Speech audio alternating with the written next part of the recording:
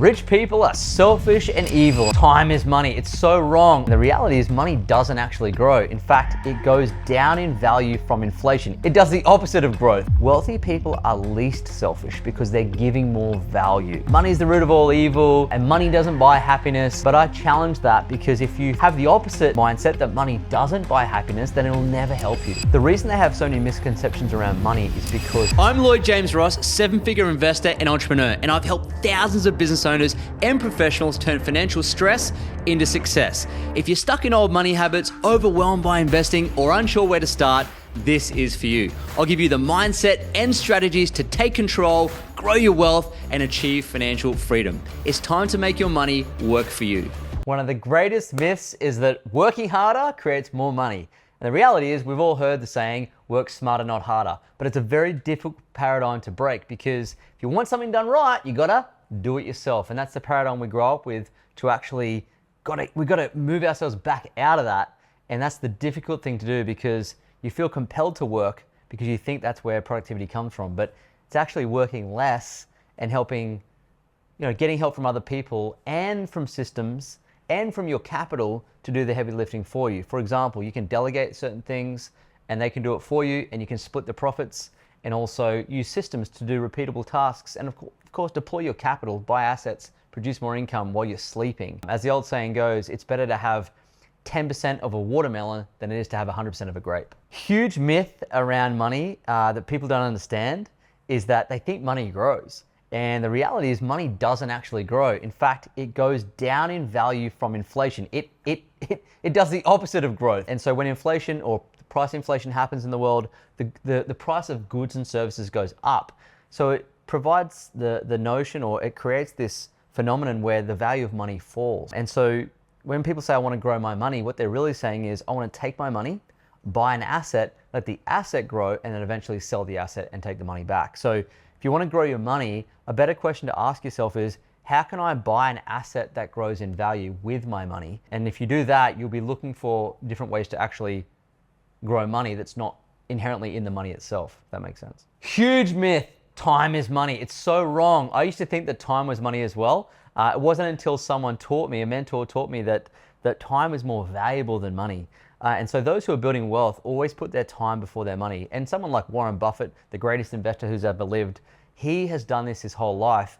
Even when he was a small boy, there was a story of where he used to go and collect golf balls from the local golf course. He used to fish them out of the ponds and then go resell them. And so it was a little business he discovered at the age of 7.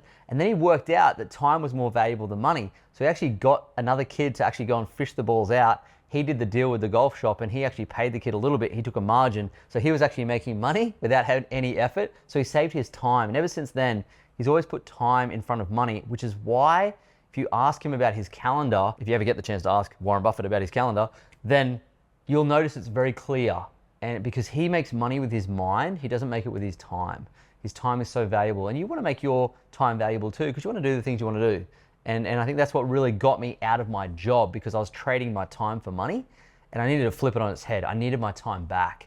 And it's always compelled my decisions since then, which has effectively scaled my wealth. You grow up hearing these funny sayings like money doesn't grow on trees, money is the root of all evil, and money doesn't buy happiness. But I challenge that because if you have the opposite mindset that money doesn't buy happiness, then it will never help you. Like if you just believe that money doesn't buy happiness, why would you want to get any money? So if you have that block or that program running, the most effective way to overcome it is to just flip it and just accept the fact that money can buy you happiness, because it'll buy you choice.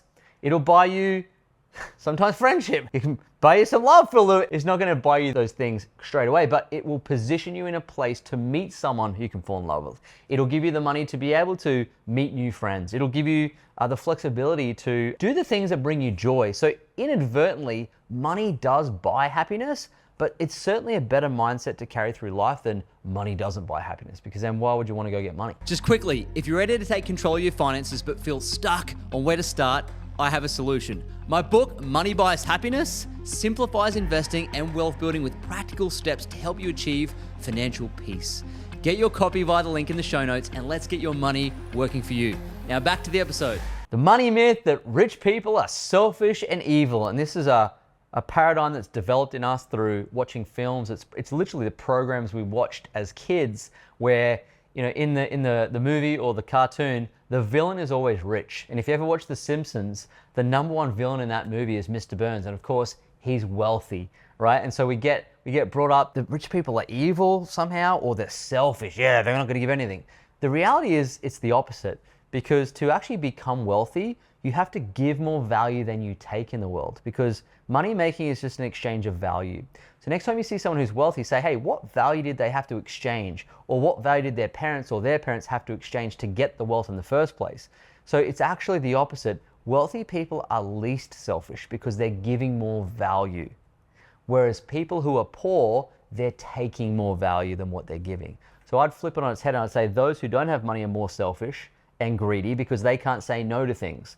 They must take, must take, must take, and it keeps them poor. Whereas someone who's building wealth must give, must give, must give. And so if you look at it, it's actually the opposite of what you've been brought up to learn and to know. Selfishly, it makes me feel good. I'm definitely selfish then in that case, right? I like to help. I tell you why, because I really have found it challenging, and which is normal, to build a successful life. Like, it's so challenging. You're trying to work life out, you're trying to get ahead, you're trying to build a successful life in multiple areas, and it's so difficult that sometimes you wish that someone had told you something, given you an idea. And the reality is many mentors have done that and helped me. And all you want to do is make it easier for someone, because you want to see them succeed too, and you don't want to see them go through challenge after challenge. And I like to, as the old saying goes, push the button and send the elevator back down to the floor, because I relate to how challenging it can be when you're first starting out, building a career, building a relationship, building wealth. So I like to help other people see them win. But I think, if you look at what our most precious commodity is, or what our most precious thing that we have is our time on earth. So I really felt like, looking back, the most damaging myth that I thought was time is money. And the reality is that time is more valuable than money. And ever since I've kind of adopted that notion, I've approached things completely differently. It's created so much more time in my day, in my life. I mean, just like yesterday, my wife said to me, hey, it was 10:30 in the morning on what day is it? Wednesday? It was a Thursday? I was like, yep, let's go. And we just went for a walk mid-morning. And I think it's those things that you just can't put a price on. And that mindset shift allowed me to achieve that. So I think that's the one that does people most damage, because what's the thing that they say on their deathbed? I wish I had have spent more time with family. I wish I had have done these things. And if you don't put time first, you'll end up looking back on your life and all you'll see is one big commute to work. And I never wanted that. So that's why I'm here doing this. The reason they have so many misconceptions around money is because money is a story we tell ourselves. And quite often we inherit that story from our parents, our teachers, our peers, and the story quite often is not effective. It's an ineffective money program. It's generational. It'll be passed on through generations. And so that's where it emanates from. But what's great about it is, if you get told a story or you tell yourself a story about your money, the great thing about that is stories are made up. And so if you're making up an ineffective money story, guess what? You can just make up an effective one starting from today. It's like, tell yourself a new story, and what will happen in your brain, it's a weird thing, it sounds woo-woo, but when you start telling yourself a better story about wealth, like, I am good with money, money is around, money is abundant, I can make money. If you start telling yourself those stories, your reticular activating system, which is the component of your brain that picks up on patterns that allows us to create survival mechanisms, it'll start to spot and identify opportunities where money's come up and it's there. It was always there, but because you're telling yourself a new story, you'll spot it faster. A little bit like when you buy like a red Kia Sportage and all of a sudden you see red Kia Sportages everywhere. It's the same with the money story. So you're like, money, money, money. I've got a student of mine, he just came into our program a couple of years ago. He's in his second season, and we call him the money magician now, because every time he gets onto a call each week, he's like, got a new money win, another money win. It's like almost like money's just falling out of the sky for him, because he's picking up on where it is and he's now able to exploit it because he changed his money story. The more money myths you bust, the more money will come into your pocket. So there's some of the biggest money myths that you no longer have to buy into, and you can go and build wealth. Let me know if you got any myths you want to bust. Drop them in the comments below and we'll come and bust them together. Thanks for listening to Money Grows on Trees. If you enjoyed the episode, leave a 5-star review on Apple Podcasts and Spotify, and subscribe to us on YouTube so you never miss an episode. And if you're serious about building wealth, make sure to check out the links in the show notes and follow me on all social media platforms at Lloyd James Ross for more. See you in the next episode.